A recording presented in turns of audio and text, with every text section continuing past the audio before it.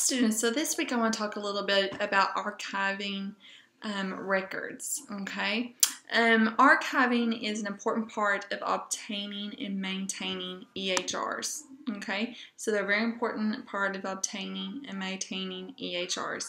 Archives is when EHR documents are no longer needed in the present time, but they're saved for patients' medical history documentation, okay? This is very important for any type of legal purposes, okay? If something happens that you do not have the proper documentation to back up what you're telling a lawyer legally, then you can get sued for that. It is a big deal. So archiving all records, all documentation, making sure everything's signed properly and things like that is a very important part of a healthcare professional's career, okay?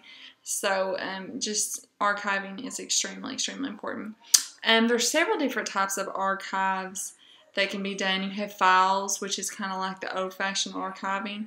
That's just where you have written documents within a folder and you save those and store them within cabinets, and over time they'll put them in boxes and things like that, okay?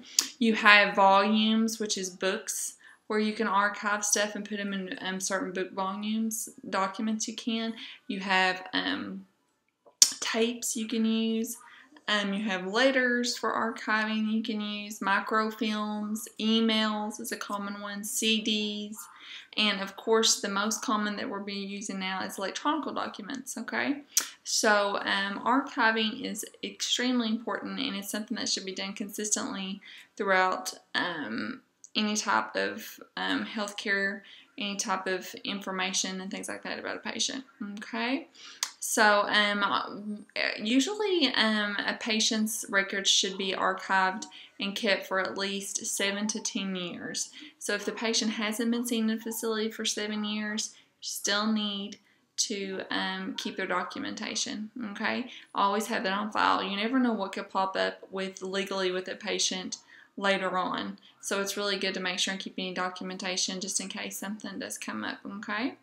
Alright, so we'll talk more about this, and I'll look forward to hearing your all's thoughts on archiving within the assignments and the discussion this week, okay?